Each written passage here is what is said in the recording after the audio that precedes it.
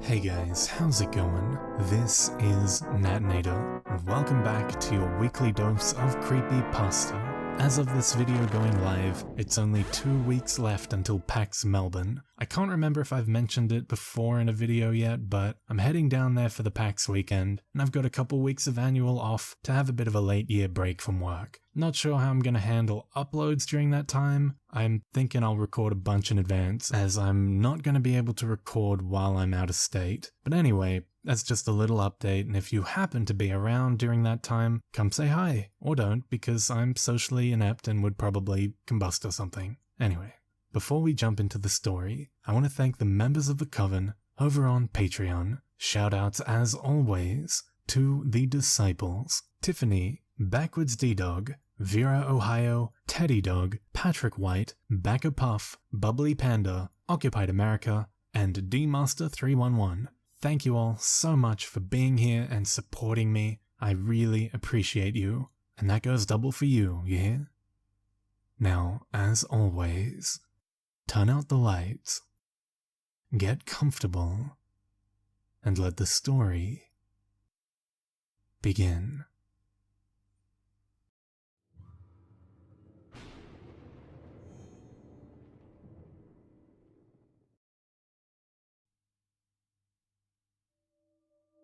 My name is Harrison, and I'm a long-haul trucker. While I sometimes get routes all over the place, my most common run is Vancouver to San Francisco. It's an easy trip most of the time, with very little challenge involved. I tend to prefer driving into the night, because there's less traffic. Of course, driving around in the middle of nowhere during witching hour means I've seen my share of shit. UFOs, Bigfoot, the works, man.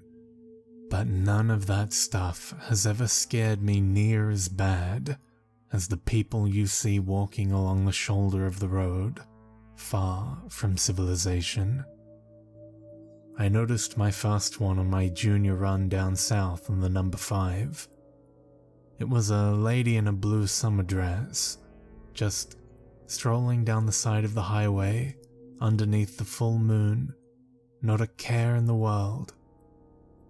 Now, we were on a stretch that was miles and miles away from anything in either direction, and I was the first vehicle on the road that she'd likely seen since dusk. She didn't even look up to acknowledge me though. Instead, she just kept on walking with a sort of vacant smile. I chalked it up to some hippie from the Oregon Trail, hopped up on something from a nearby campsite, and kept driving. But she was only the first.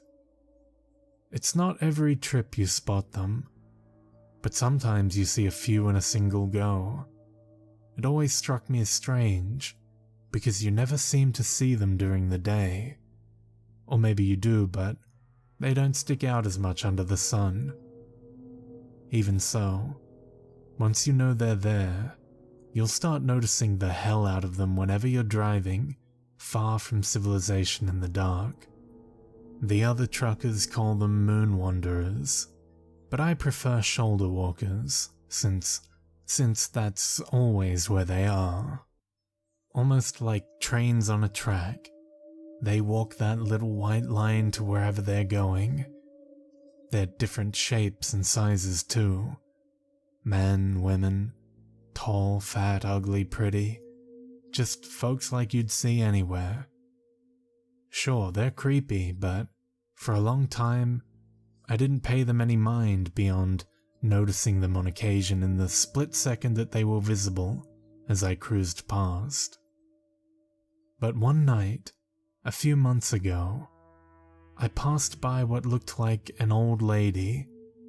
She was in a hospital gown and looked just like someone on death row. Sunken, given up on life sort of eyes, frizzy white hair and pale skin. She was smiling just like her grandkids had called her name. Her pace was a slow shuffle along the shoulder, and just looking at her, I could imagine the sound of her hospital slippers running just over top the gravelly road. I wanted to keep driving because, well, to be honest, she gave me the willies. But hell, she reminded me of my own sweet grandma, God rest her soul. So, I brought my rig to a slow stop and, collecting up the flashlight I keep in my glove box, stepped out of the cab. I could hear her coming before I could see her, as I'd driven a few meters ahead of her due to the long stopping time. Scrape, scrape, scrape. I could visualize her wrinkly feet in those hospital slippers, shuffling ever onward. Quickly, I checked the Maps app on my phone and saw that the closest town to where we were was over 50 miles. No way this old lady was walking that. Putting my phone in my jeans, I held up my flashlight and started walking toward the sound of her footfalls. Hello? Ma'am? I called out, hoping that she would speak up. No such luck. Just more scraping. My hairs were on edge now, as I waited for her to enter into the dim light of my flashlight. I nearly cried out as her ghostly appearance came into view. Not because anything was different from before, just because she looked so much more sickly up close. Ma'am, are you okay? You're in the middle of nowhere, you know? She didn't say nothing, just kept smiling and moving steadily forward. Now my heart was beating hard. She's just senile. Senile, and she needs my help, I thought out loud. But my feet were frozen in place. They were going back to the truck, or they weren't moving at all. She was getting closer though, and as she reached within 10 feet or so, her wrinkled hands began to reach slowly up. Her fingers wiggled in my direction, like a grandma reaching for her grandchild's face. She opened her mouth but didn't say anything, just grinned at me with pale gums. Fuck, I stammered as my legs gave out. As I fell onto my side, she reached down for me with surprising speed and dexterity.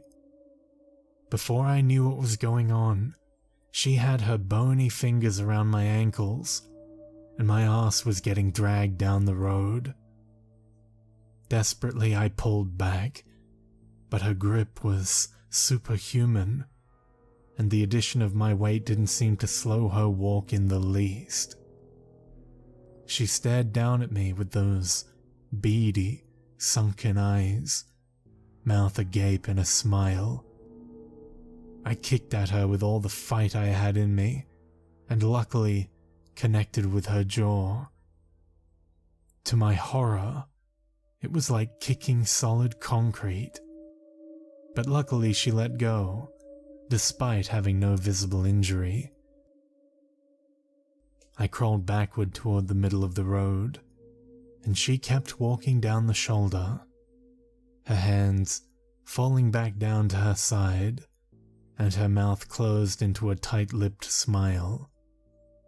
But her gaze stayed locked on mine as she slowly shuffled out of my flashlight's beam. I waited as the scraping bit by bit faded from my ears, and after what ended up being a half hour of stunned silence, I worked up the nerve to get up and go back to my rig. No sign of the lady, but when I climbed into my cab and sped down the highway, it didn't take long to catch up with her. Her eyes were still stuck on me. They probably had been the whole time as she walked away. The last that I saw of her as I gunned it away was her thin, chapped, smirking lips. That shit fucked me up for a long time. According to some other guys I know, I'm the first to try and interact with a shoulder walker, and if God is good, I'll be the last. Since then, I've seen plenty more, strolling down the highway in the pitch dark. I even saw a kid once, but there ain't no way I'm ever stopping again for them. And if you're smart, you won't neither. The really fucked up thing is that since that night, the shoulder walkers are always looking right at me when I drive past, which they never used to do. Almost like since that old lady saw me, they all did. I'd hate to think what would have happened if I'd not managed to get free, but I can rest easy knowing I've put my warning out there in public. Maybe I'll save a few folks with this story. Here's hoping, right?